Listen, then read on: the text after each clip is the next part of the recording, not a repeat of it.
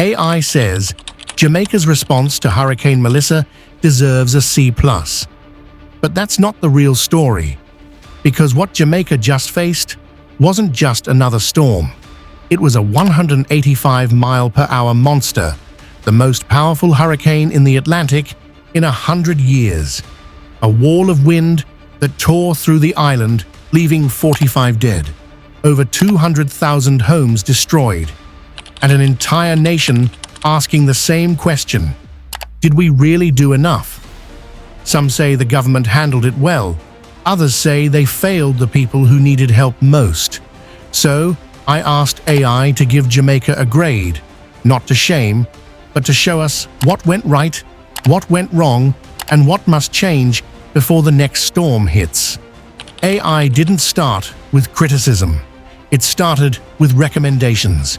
Because if we want unity in rebuilding, the lesson must come before the verdict. AI's recommendations: rebuilding trust. Recommendation 1. Radical transparency. AI's first warning was clear. If Jamaicans don't see where the aid is going, they will stop believing in the recovery. The government promised a single national database to track every food box, every tarp, every dollar of relief. But most people haven't seen it. In a country already divided by politics, transparency is not a courtesy. It's survival. Recommendation 2. Professional, not political command. The initial response felt more like a scramble than a system. Even the Prime Minister admitted that the government was trying to respond to the loudest voices. AI's verdict: disasters can't be managed through politics. They must be led by professionals, disaster managers, engineers and soldiers, not campaign teams. Recommendation 3. Empower local networks. When the roads were blocked and Western Jamaica was cut off, it wasn't only government agencies that showed up first. It was neighbors, churches, the Red Cross, and Food for the Poor. AI's data flagged this truth. Recovery starts in the community, not in Kingston. Recommendation 4. Build back, resilient, not fast. The $220 million Jamaica received from its catastrophe bond and insurance fund was historic, a full payout. But AI said that money plus more needed for reconstruction means nothing if it just rebuilds what can be destroyed again. Melissa wasn't only a storm, it was a warning, a wake-up call that every bridge, hospital and pipeline must be built for Category 5 reality. AI's first conclusion: Jamaica has the plans. Now it needs discipline, the edge of what was possible. To understand the verdict, you must understand the scale. Melissa wasn't a normal hurricane.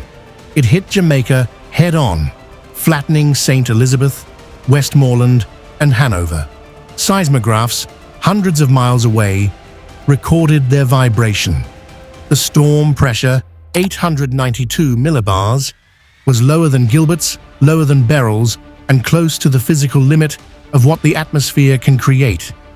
So, when AI analyzed the data, it acknowledged this: no system on Earth could have stopped the devastation. But it also found that systems can fail twice. First in physics, then in planning. Melissa ripped Jamaica in two: power in the east, darkness in the west. The result was not just broken buildings, but broken access, broken hope, and broken hearts. The two Jamaicas. In the West, people waited, not for a miracle, but for help. Food was slow to arrive in many districts. Roads were gone, water pipes washed away, and power lines snapped like matchsticks. AI flagged a phrase that kept appearing in reports: we feel forgotten. In Hanover and St. Elizabeth, residents used those exact words. The numbers confirm it. 27 communities were marooned. 4.8 million tons of debris blocked major corridors. 382 water systems were offline. 30,000 people were displaced. Meanwhile, Kingston and Portmore had 95% of power restored within days. The Guardian called it the two Jamaicas, and AI agreed. The data showed a nation split between recovery and ruin. The split report card AI's grading system was harsh but fair. Financial preparedness, A+. Jamaica was the first country in the Caribbean to trigger a full payout on a World Bank catastrophe bond. Another $70.8 million came from the Caribbean Catastrophe Risk Insurance Facility policy, immediate cash without new debt. AI called this a world-class financial framework. Technical preparedness, B+. The Met Service warned early. Mandatory evacuations were ordered. The Prime Minister even briefed the opposition before landfall, a rare show of unity. AI noted, this was textbook management. Operational response, F, but textbooks don't clear roads. In the first week after landfall, the country's logistical system collapsed. Food didn't reach shelters. Aid was uneven. The Prime Minister later said, it was almost as if it were a scramble. AI called it a failure of coordination and communication at the moment of truth. To the world, Jamaica looked financially ready. To its people, it looked absent. The pivot. Adaptation in real time. When the outrage peaked, the government pivoted fast. The ODPEM was moved under the office of the Prime Minister. A Jamaica Defence Force commander was placed in charge. The UN Office for Project Services was invited to coordinate relief and prevent duplication. It was, in AI's words, a government forced to admit its failure and fix it in motion. Slowly, the numbers began to shift. Half the blocked roads reopened. Power climbed to 64% restored nationally. Water returned to 65% of homes. Progress was uneven, but it was progress, and that mattered. Global praise versus local pain. Here's where the paradox emerged. The world was praising Jamaica, calling it a model nation for disaster finance. But those cheers were for money management, not humanitarian delivery. World Bank leaders called the country's preparation remarkable.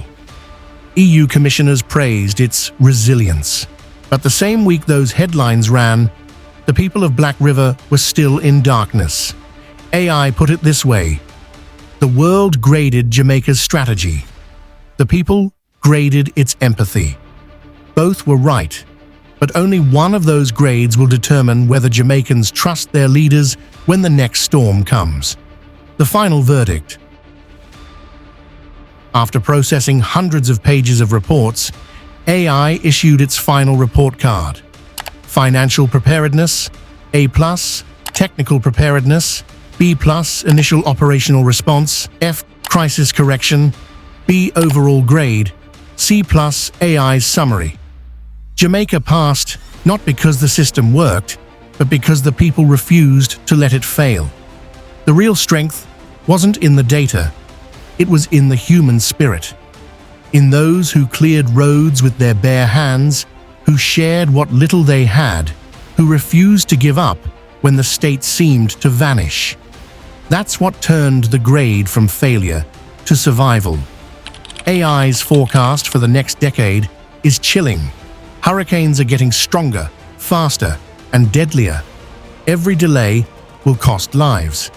It found that small islands like Jamaica could face storms that intensify 10% faster by 2030. So the question isn't, will it happen again? The question is, will we be ready next time? Because preparedness is no longer a government task. It's a national mission. Bonus facts beyond the headlines. Fact 1. Jamaica's catastrophe bond was one of only 5 globally to trigger a full payout in 2025. Fact 2. The Great River Pipeline's destruction is now a global case study in climate adaptation. Fact 3. The United Nations Office for Project Services Coordination model in Jamaica is being copied in Dominica and Fiji. Fact 4. AI models predict that stronger storms could arrive at half the warning time by 2030. These aren't random facts, they're signals. The world is watching how Jamaica rebuilds, because how we rise now will decide how others survive later. Melissa tested Jamaica, its systems, its leaders, and its soul. And while AI gave a C+, the real grade will come from what we do next. If we rebuild stronger, fairer, and more united, we won't just recover, we'll redefine resilience for the world. Jamaica rises when we rise together. Stay informed, stay united, and subscribe to this channel as we work together to rebuild the nation we all love.